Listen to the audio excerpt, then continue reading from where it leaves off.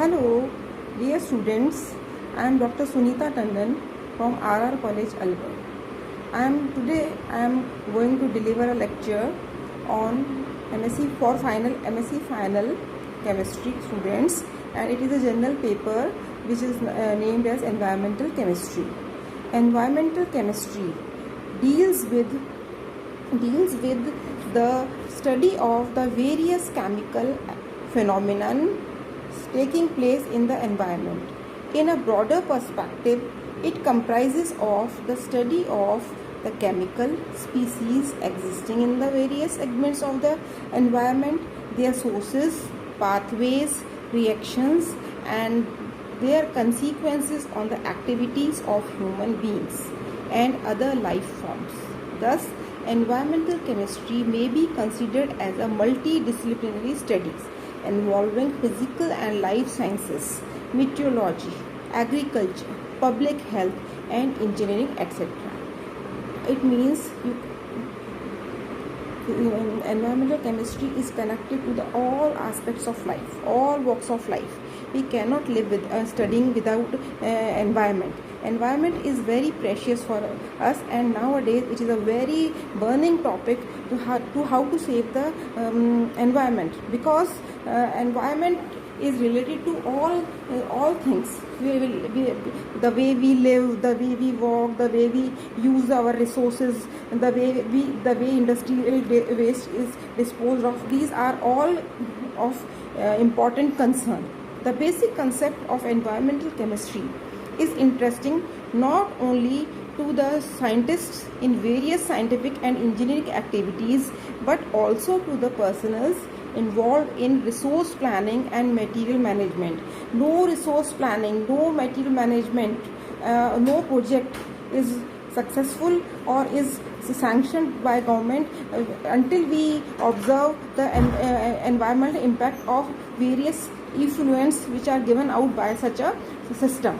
It is now universally realized that a future development activity has to be viewed in the light of this ultimate environmental impact. The tremendous increase in the industrial activity during the last 2 decades and the release of obnoxious industrial waste into environment have been of considerable concern in recent years. From the point of view of environmental pollution on one hand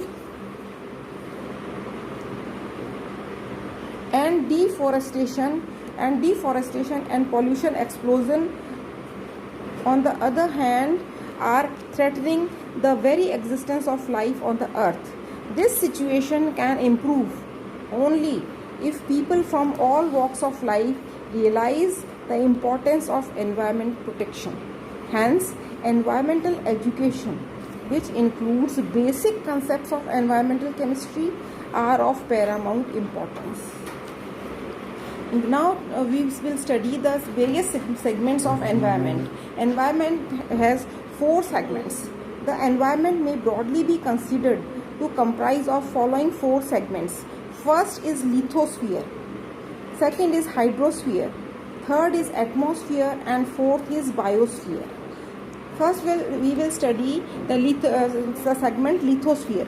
The mantle of rocks. Mantle means the covering. The covering of rocks constituting the Earth's crust is called lithosphere.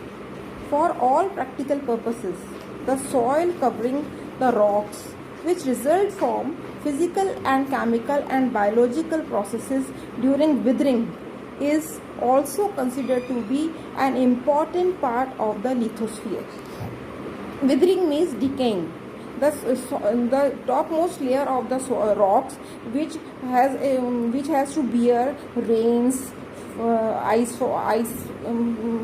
falls, and various chemicals and various type of effects, they all result in withering of the soils or mantle of the rocks. And this mantle of rocks which is withered, or the upper layer of that soil withered, is considered into lithosphere. The soil mainly consists of complex mixture of inorganic and organic matter and water. The inorganic mineral constitute include complex mixture of silicates of sodium, potassium, calcium, aluminum and iron. Oxides of iron, Mn and titanium. The carbonates of calcium and magnesium. The organic matter which constitute not more than about 5% of the soil. It is important to note that the organic matter which constitute not more than 5% of the soil mainly determines the productivity of the soil. This 5% of soil, which is very less in composition, it is responsible for the productivity of soil because it is the most important layer of the soil. It consists of biologically active components such as polysaccharides, nucleotides, organophosphorus compounds and organosulfur compounds, sugars and humic material. The clay minerals and humus present in the soil possesses a very high cation exchange capacity and thus helps in supplying as essential trace metals to the plants as nutrients. The cations in the soil are exchanged for H ion from the carbonic acid present in the soil and thus supply the trace metals to the plants through the roots. This process happens by xylem and phloem system. Carbonic acid H ion is exchanged by some other metal ions. Second segment of soil is hydrosphere. This includes all surface and groundwater resources, namely oceans, seas, rivers, glaciers, streams, reservoirs, polar ice caps, groundwater and water logged in rock crevices and mineral lying deep below the earth crust. Earth is called the blue planet. We all know Earth is known as the blue planet because 80% of its surface is covered by water. But however, about 90% of the Earth's water sources is locked up in the oceans and seas, which is too saline to drink and for the direct use for agriculture and industrial purposes. It means 97% of the water resources of Earth they are in combined form, in complex form, it is not free to use as it is, and about 2.4% is trapped in giant glaciers and polar ice caps. Thus, not even 1% of the total world water resources is available for exploitation by man for domestic agriculture and industrial purposes.